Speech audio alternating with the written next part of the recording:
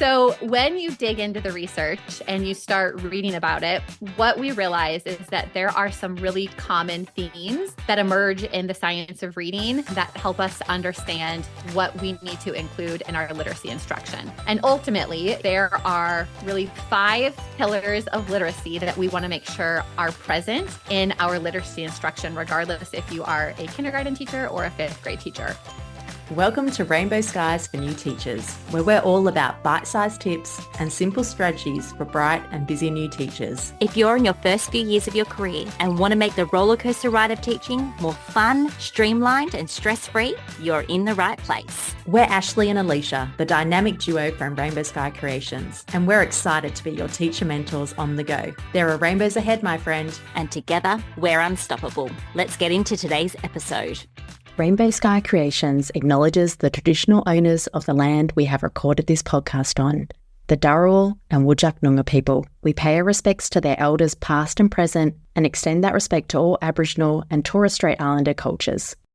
Hello and welcome back to Rainbow Skies for New Teachers. I am so glad that you clicked on this episode because it is an absolute cracker. Today, we are joined by the wonderful guest, Sara Marye, who is a literacy specialist, and she's joining us all the way from the States. Now, not only are you going to love this episode because Sara is the most kind-hearted, generous person with her knowledge, and you can just hear that in her voice when she talks to us, but she's also going to talk us through the science of reading. Now, you may have heard of the science of reading. You may have seen it online. You have maybe even heard teachers arguing about the science of reading in the staff room. There's lots of discussion around the science of reading right now. And today we're going to break down what it is, why it's important, some of the misconceptions around the science of reading, and why, as teachers, we should really care about the science of reading. Sara is an absolute wealth of information, and you are going to really love this episode. I could have spoken to her for hours. In fact, if you guys let us know and you want her to come back, please let me do so, and we can invite her back on to talk about some of the other areas that we missed. It is such a huge area and a huge space, and there is so much to discuss when it comes to the science of reading. So we've really tried to give you a snapshot. There's links in the show notes if you want to go and look at some of these things further. Go and enjoy this episode with Sara. I think you are going to love it. Welcome to the podcast, Sara. Hi, Ashley. Thank you so much for having me. I am so excited to be here today. I am absolutely thrilled to have you on the podcast because I know our listeners and myself are really interested in this topic of the science of reading to really transform our classrooms, to offer the best way to teach and instruct reading as absolute possible. So we're going to dive into some of the nitty-gritty about the science of reading today. That sounds awesome. I am excited that I get to be your guide and hopefully give yourself and your teachers and your audience just a good overview of what it is. Because like you said, it really is, as I've dug into the science of reading and learned more about it, I realized that this really does empower teachers to provide the most effective literacy instruction to their students. So I'm excited to talk about it with you. Awesome. Okay, so why don't we just start at the very beginning, the basics. What is the science of reading exactly? Okay, so that is definitely the most basic question, and it is also a very complex question. So I'm going to do my best to answer this in a very concise way. But ultimately, the science of reading refers to the body of research that tells educators and parents and really people in general how our brain learns to read. So it's research, and this body of research has been around for decades. So it's not anything that is brand new. And the thing that I think is really interesting about the science of reading and something that I've really enjoyed as I've learned about it is that it is a very robust and complete set of research because it combines studies from educational psychologists and neuroscience and linguistics. So it's looking at all these different sort of areas, and it really gives us this giant body of knowledge that tells us how to teach reading because it's looking at how does our brain learn to read. So the science of reading is simply research. Now, when teachers hear that, they're like, okay, cool, it's research, but what exactly is it? So when you dig into the research and you start reading about it, what we realize is that there are some really common themes that emerge in the science of reading that help us understand what we need to include in our literacy instruction. And ultimately, there are really 5 pillars of literacy that we want to make sure are present in our literacy instruction, regardless if you are a kindergarten teacher or a 5th grade teacher. And I'm sure some of the teachers in your audience are going to hear these and they're going to be like, yes, I'm doing those things. Yes, I have that. So the 5 pillars of reading that we really want to see in all literacy classrooms are phonemic awareness, phonics, fluency, vocabulary, and comprehension.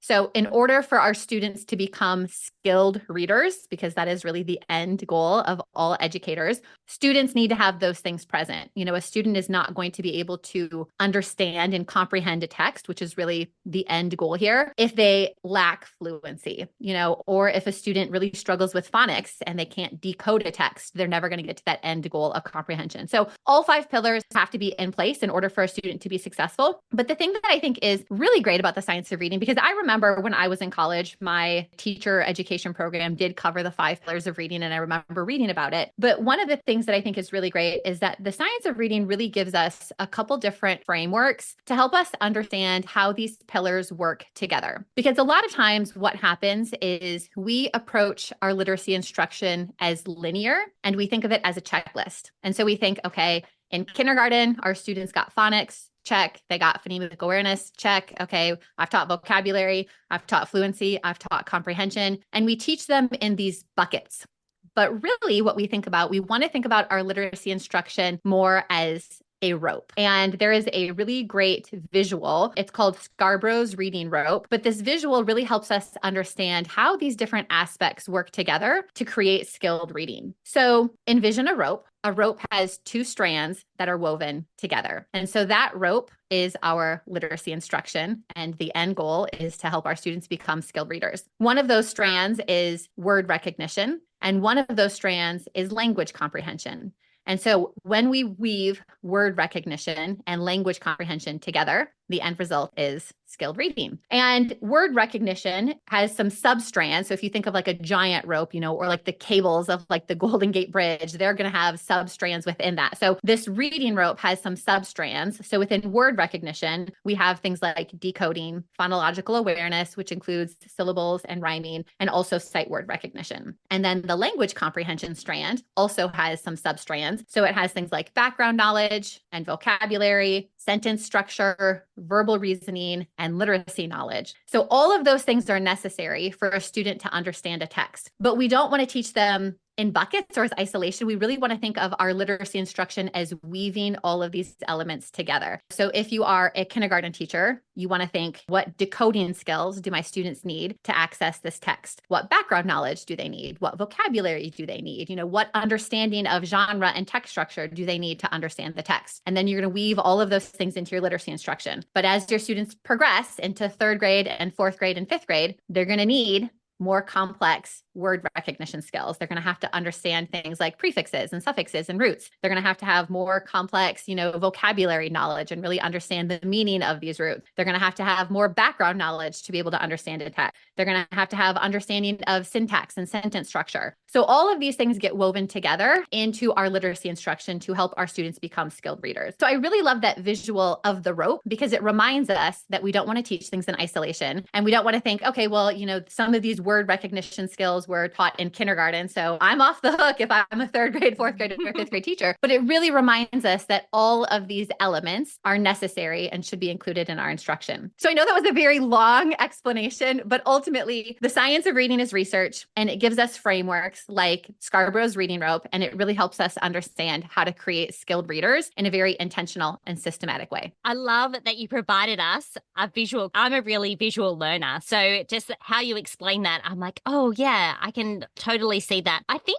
a lot of classrooms and a lot of teachers, and please correct me if I'm wrong, do include all of those elements. And it's just about refining it so they are working together. Yes. Yeah, it's one of those things where it's like, I don't know about you, but I first heard about the science of reading maybe 3 years ago. I was actually doing a webinar and a teacher was asking me, she's like, is this aligned to the science of reading? And I'm like, what the heck is the science of reading? Like, I'd never heard it before. Yeah. And so as I started researching it and digging into it, I was like, oh, like I'm actually doing a lot of these things. I was teaching vocabulary. I was teaching text structure. But what I realized is that I was maybe missing out on opportunities where I could have been more intentional. And there were definitely aspects of my literacy block that were not balanced. I was maybe giving more attention to comprehension in upper elementary and less attention to word study. And that's something that my students probably needed a little bit more support with. So I feel like the great thing about Scarborough's reading rope and having knowledge of all of those 5 pillars is, since we know that students need to have word recognition and language comprehension, if your students can read the text beautifully, they can read every single word perfectly, they're super fluent, but they have no idea what they've read, then that is a clue to the teacher that they need to spend more time on vocabulary and background knowledge and text structure. On the flip side, if you've got a student who can't read the text, they can't decode, but when you're reading a story out loud to them, they have beautiful listening comprehension. You know, they can tell you about the characters and they can summarize the story, but they just can't read the text, then that's a clue to the teacher that they need help with decoding. So I feel like Scarborough's reading rope really empowers teachers to identify what gap do their students specifically have, and then use that knowledge to really support the student in the best way possible. Yeah, wonderful. We will make sure that we link that in the show notes. So for all the visual learners out there, you can have a look at that too. So talking about teachers in their classrooms, what are some of the misconceptions about the science of reading? Because I feel like there's a lot of discussion online. There's a lot of discussion in staff rooms about it. Some teachers have got their back up about it. So I'm really interested to hear your answer to this one. Yeah. So I think the science of reading has become, at least in the States, and, you know, I'm not sure in Australia where exactly it is, as far as I know, you mentioned that teachers are talking about it. It's definitely a thing. So I feel like because it is getting so much attention, there are definitely some misconceptions out there. Yeah. I think one of the big misconceptions about the science of reading is that it is not a curriculum. It is not a program. A lot of teachers will say, we're looking for a science of reading curriculum, or we're looking for a science of reading program. But we have to remember that the science of reading refers to that body of research. There's going to be multiple programs and multiple curriculum that are aligned to the science of reading, but the science of reading itself is not a curriculum. It is the research that guides curriculum companies and educators to figure out what programs are going to work the best, but it's not a curriculum. It is the research. So if you're really wanting to ask questions of your principal or do some research on your own, you want to look for things that are, what is a science of reading aligned curriculum or aligned program? So I think that's one misconception. I think the other misconception is, you know, with the science of reading, there is not just one way to teach it, especially if teachers are doing research and they're going to workshops and they're listening to podcasts, recognizing that there is more than one way. There are so many different ways that you can effectively implement science of reading aligned practices into your classroom. I feel like there's been a lot of sometimes heated conversations about, well, that's not the science of reading, or that's not the science of reading. And, you know, teachers get really defensive of what it is that they're doing. I always love to remind teachers, there's more than one way to be a successful teacher. And there's more than one way to successfully implement the science of reading in your classroom. So recognizing that you could be implementing science of reading aligned practices in your classroom, and that is going to look different than another teacher who also has science of reading aligned practices, because the science of reading definitely tells us there are right ways to teach reading and there's wrong ways to teach reading. But within that, there are multiple right ways that we can effectively teach reading. So I think recognizing that it's not a cookie cutter approach, it's not one way. Teachers definitely have some flexibility in that. Another sort of misconception that I feel like I have seen and heard is there's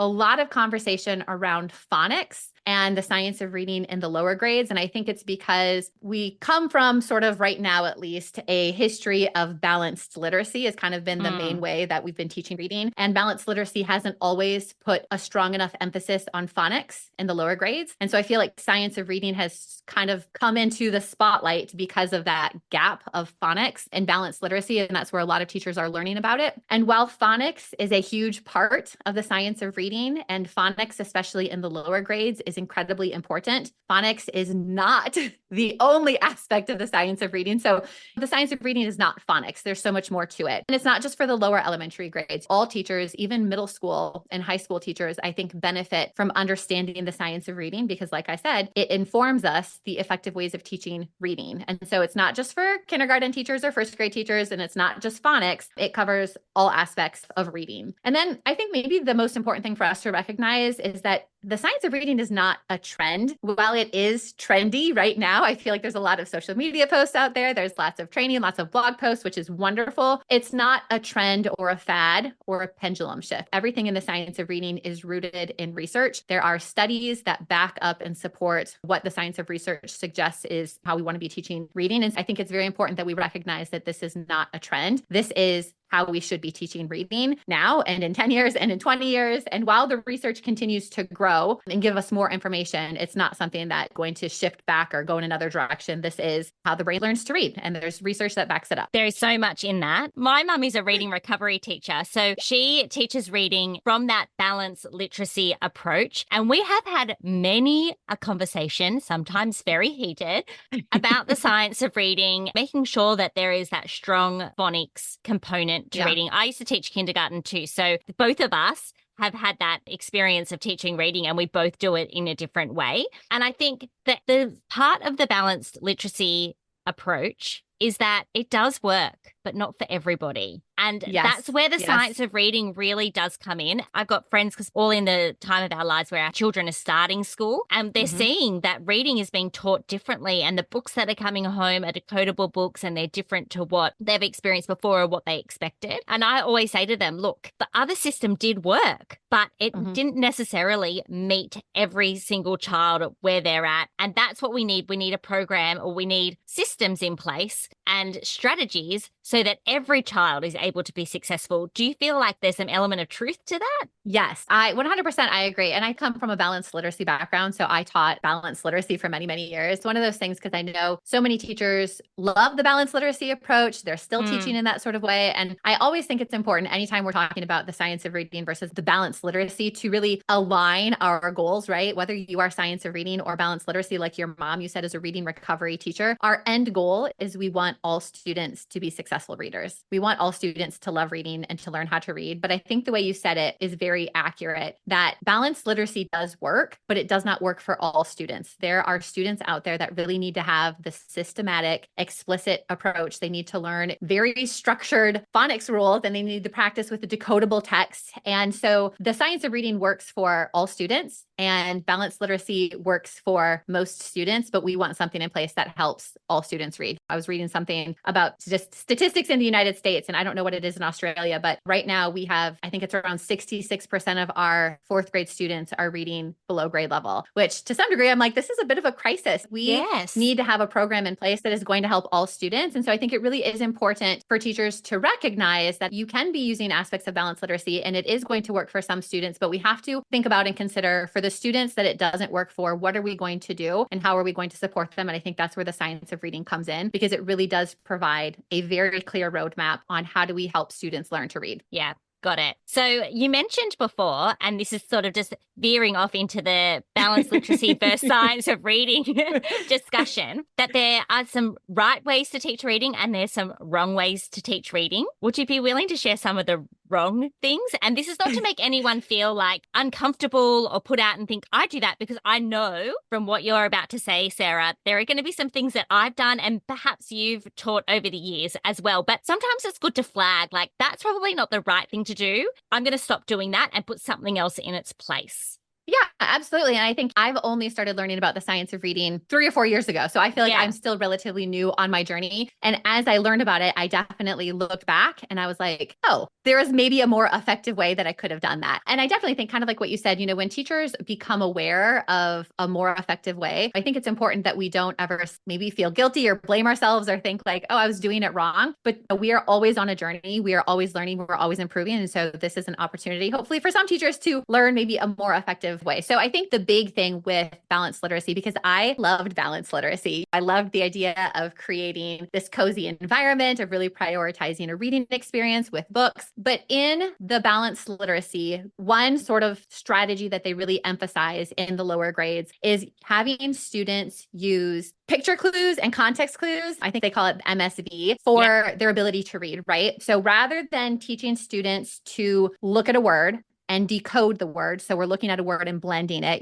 If the word is dog, we want students to sound it out, to get the word dog, as opposed to looking at the picture clues. And a lot of times in balanced literacy programs, if you're using something that is guided reading, if it is from, Fontes and Pinnell, they're going to really emphasize the picture clues or guessing a word that makes sense. We're giving students and we're prompting them to look at a picture to figure out what the word is or to guess a word that makes sense so they can keep on reading. And those strategies aren't necessarily bad, but we don't want to use those strategies in place of encouraging students to sound out a word if they can. Really, the first thing that we should always encourage students to do is look at the letters and sound out the word and try to actually read the word before we ask them to look at the pictures to confirm it, but we want them to actually read the word. So that's a big sort of thing that we want to shift away from. But the other thing is, and I taught with leveled readers for a long time, and it really wasn't until recently that I recognized the challenge. And this is mostly in the lower grades. If you're using a leveled reader, so something that is a level A, a level B, a level C. And again, I use those for many years. A lot of times, leveled readers aren't decodable. So what that means is there's a student maybe will encounter a word that they haven't learned all of the phonics, the sound spelling patterns that are in that word. So a lot of times in an A text, it becomes very predictable where a student will read, I see a dog, I see a cat. But there also might be words like I see a dinosaur, or I see a zebra, or I see a giraffe. And those words at the end of that very predictable sentence, giraffe, dinosaur, dragon, more than likely they include letters and spelling patterns that a student has not learned yet.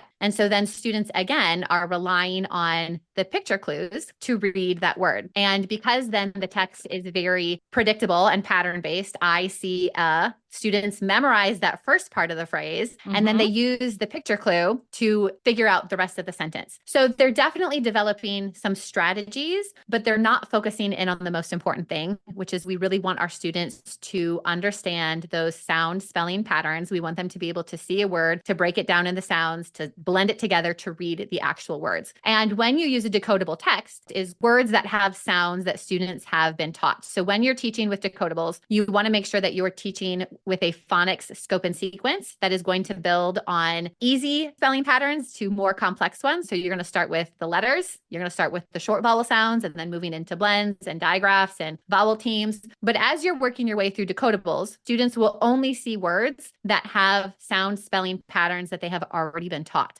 So that way they can feel really confident that every word they encounter, they can actually decode, as opposed to seeing a word that requires them to use a picture clue in order to read the word. I think you summarized that absolutely perfectly.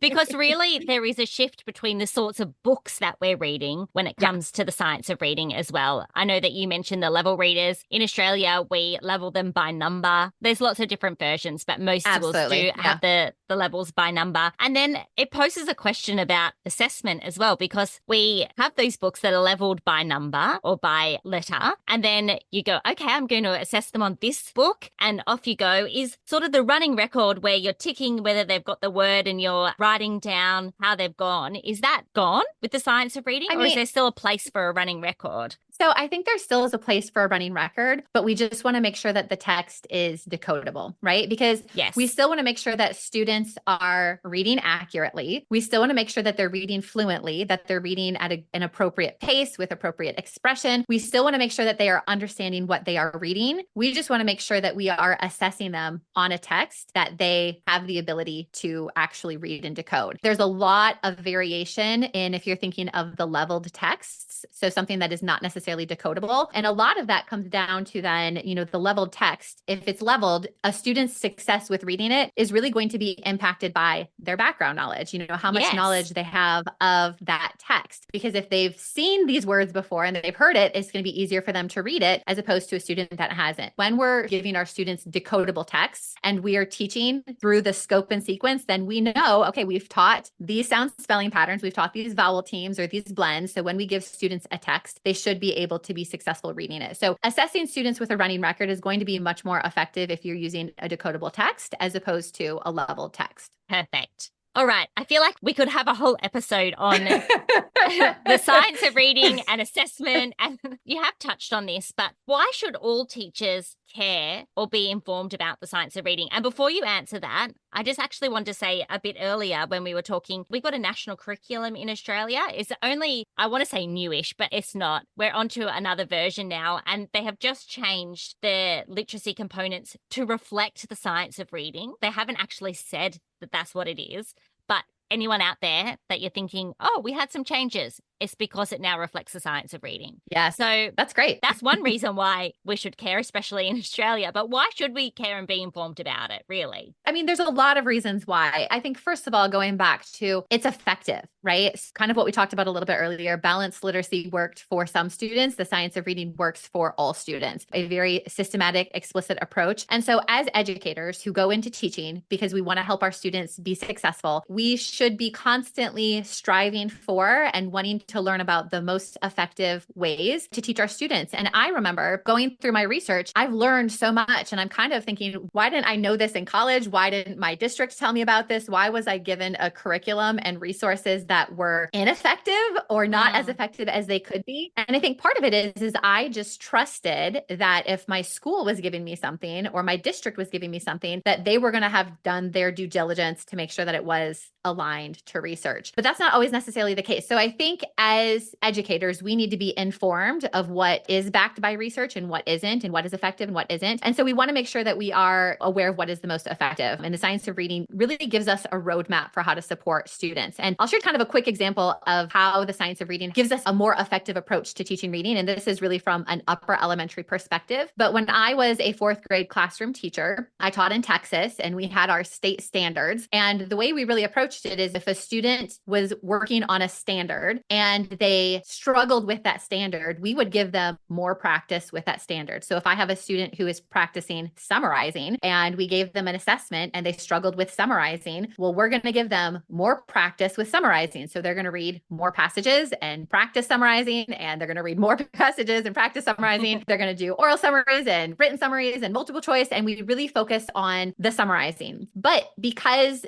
of the science of reading, and we understand that reading is a much more complex task, especially the end result of comprehension. Looking at that same student through my lens, I might think, okay, the student might not actually be struggling with summarizing. They might lack background knowledge to understand what the text is about. They might need more background knowledge. And if I give them that background knowledge, then all of a sudden they can summarize, but they were missing the background knowledge. Or maybe it is vocabulary. So they might not have access to 3 or 4 key words in a text that are preventing them from what is really happening in that text, and missing those vocabulary words is making it difficult for them to understand and summarize. Or maybe it's because they're lacking decoding skills. They could summarize it if I was reading it to them, but they can't actually read the words themselves. And so they need to have support with that word recognition. And so recognizing that when a student is struggling, it might not always be that first standard or that first skill that we're looking at. And the science of reading really gives us a much better understanding of how all of these literacy elements connect. And it gives us a lot more levers to pull as a teacher in order to help our students get to success. So effectiveness, I think, is one reason why teachers need to be informed about the science of reading. I think another thing is just the fact that it is very relevant right now. You just said that in Australia, you guys have a national curriculum that is going to be much more aligned to the science of reading. And the same is happening here in the States. Many states are are saying we're adopting a new curriculum. Teachers are going through science of reading training. So it is definitely a thing.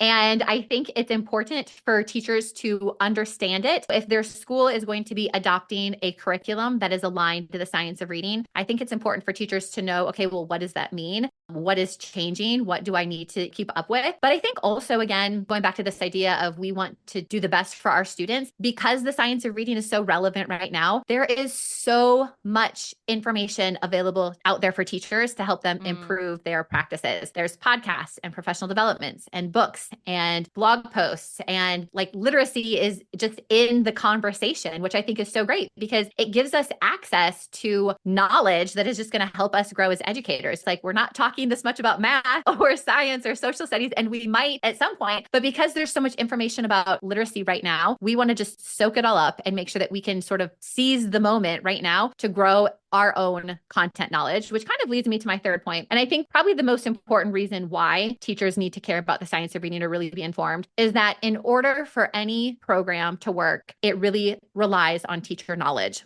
So teachers have to have knowledge of the science of reading in order for any program to work. If your school is adopting a new program, they could put a set of materials in front of you. But if as a teacher, you don't have the knowledge or the information to make that program work, like it's not going to be as effective. At the end of the day, teachers are the ones that are teaching students, not a set of boxed materials or curriculum. It is teacher knowledge. And I think on the flip side to that, teacher knowledge is important for programs that are aligned to the science of reading. But also if you are at a school that maybe has outdated materials or doesn't have a program that is aligned to the science of reading, if you have that teacher knowledge and you understand the science of reading, you are still able to put small things in place and make small adjustments to make your instruction more effective. So I think at the end of the day, teacher knowledge really is the thing that is going to make the biggest impact on our students. And so that's really why teachers need to know and care about the science of reading, because it is going to allow them to be more effective and have a bigger impact on their students. Wonderful. Literacy is our core work as primary school teachers, we call them in Australia, as elementary teachers over in the States. And just as you were talking, I thought I'm a maths gal. I love creating maths resources and helping kids with math, but there's a lot of reading that comes into that. And often where kids get caught up is with the reading element, and they don't have picture clues to help them in math generally. So learning about how words work and learning about all of those different elements that come together is going to be beneficial not only for their literacy, but then it's going to roll on with math and with science and history and all of the different things. Oh, absolutely. I always tell literacy teachers that we really do have the most important job because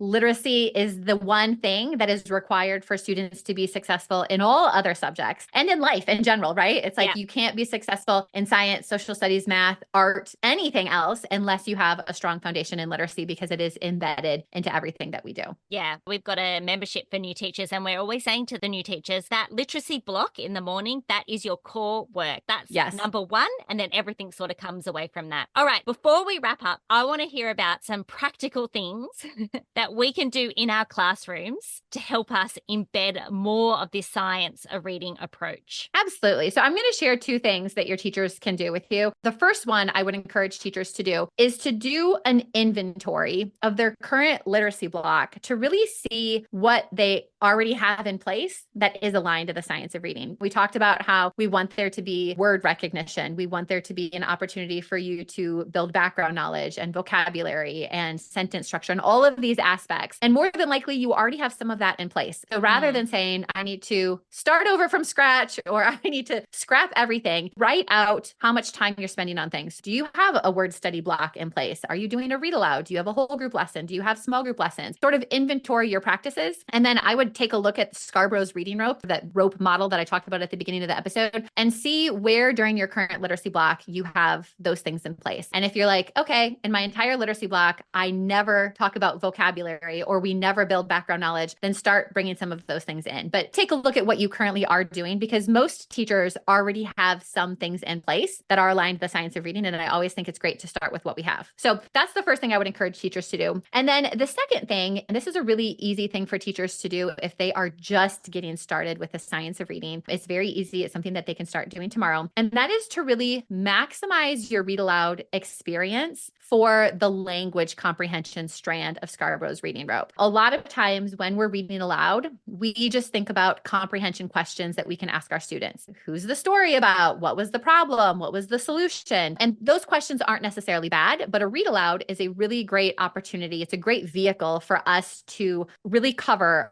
all aspects of the language comprehension. So that is background knowledge, vocabulary, verbal reasoning, which really has to do with making inferences, sentence structure. Students have to have an understanding of how sentences work in order to comprehend them. Text structure. I think I got all 5 of those in there. So we want students to work on all of those. And so something that teachers can do is what I like to call a 3-2-1 routine. I always like to give teachers an actual system or framework so they can remember to do things. And so what this is before you begin reading aloud, there are 3 things that you want to do. First, you want to build background knowledge because students have to have some knowledge of the subject in order for them to understand what they're going to be reading. There's a really great quote that describes background knowledge as being like mental Velcro. And so if you have some knowledge, then what you read is going to be much more likely to stick to that mental Velcro and students will be likely to remember it. So before you start reading, take a minute, 30 seconds, show your students a picture, show them a little video, ask them some questions. You could do even a preview of the text, but build up their background knowledge for the text that you're going to be reading. You also want to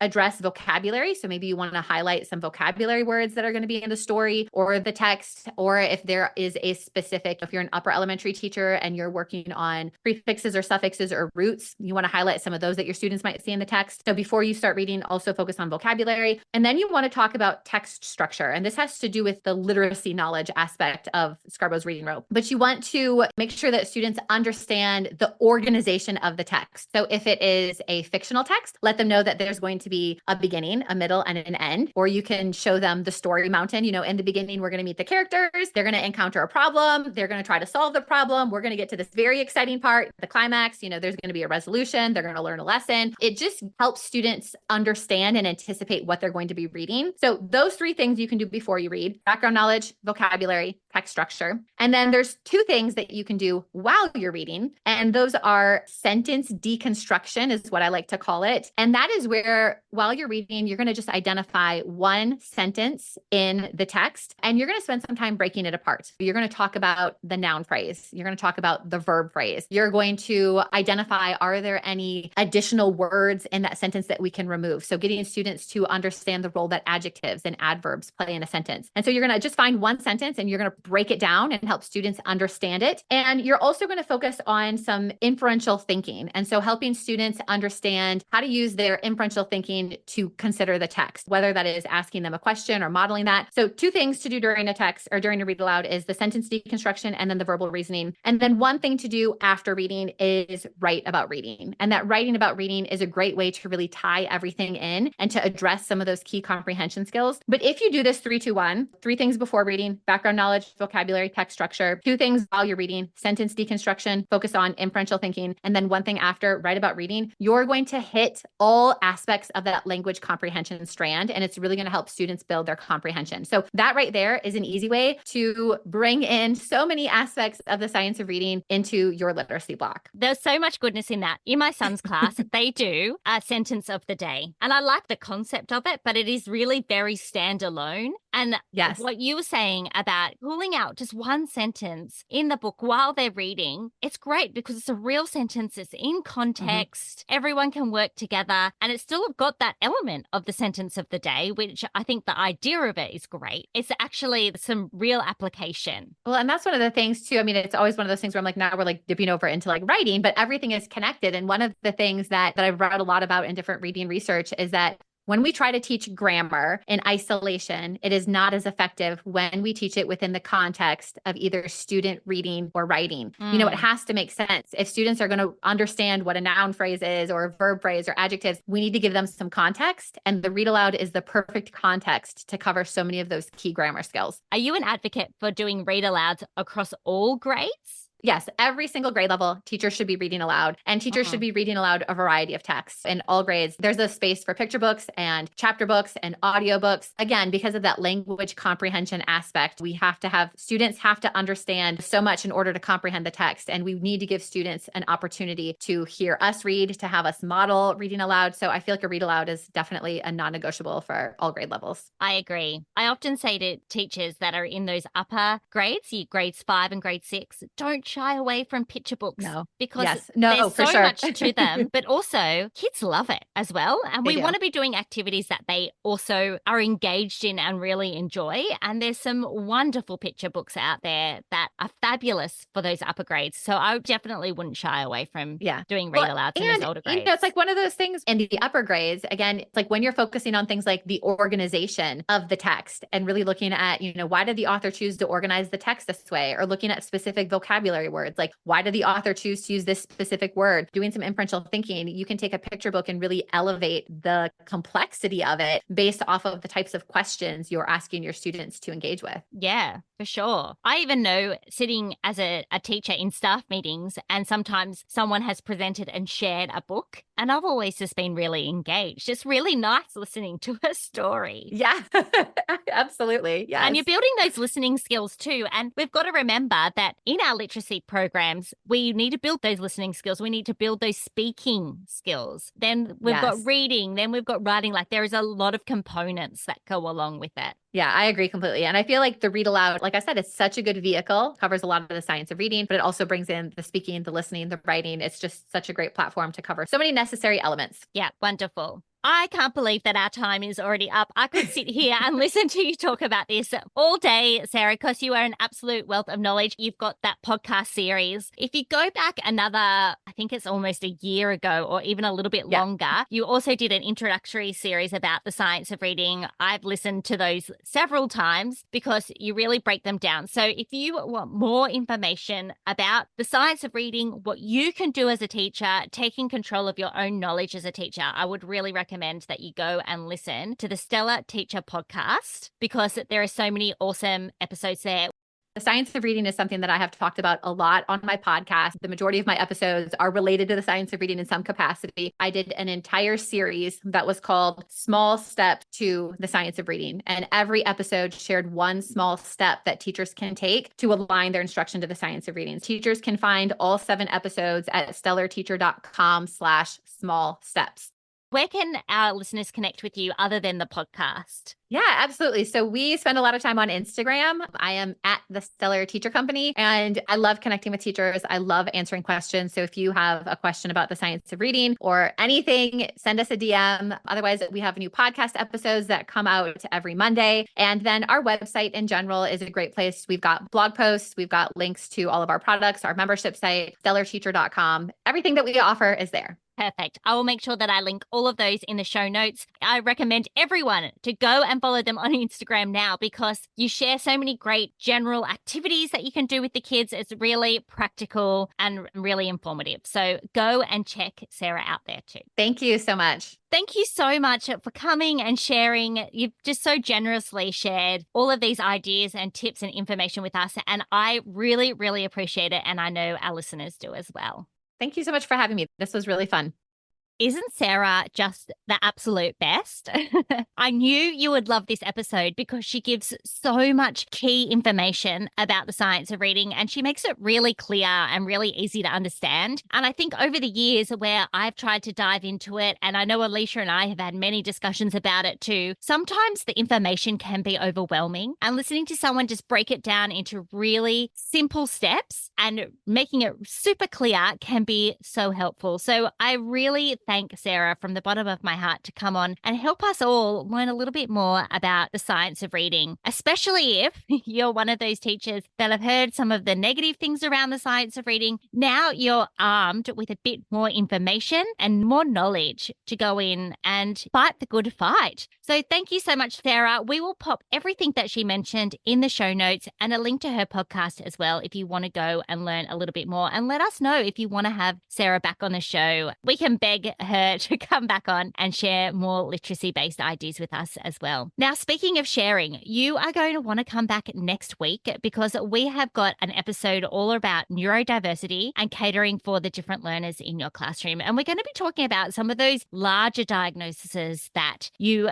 may have heard of or that you may have students in your classroom with. So that is a really fascinating episode. And it's another one that I think that you are going to really, really love. Before I go, if you need a little bit more help with your literacy block, in particular reading groups, we have got a freebie all about how to run reading groups effectively. It's not about the actual teaching of reading side of things that we spoke to Sarah about today. It's more about the organization and how you can set yourself and your students up for success. So I will pop that freebie link in the show notes too. Okay, well, that is a wrap for us today. Thank you so much for joining us. There are rainbows ahead, my friend, and together we are unstoppable.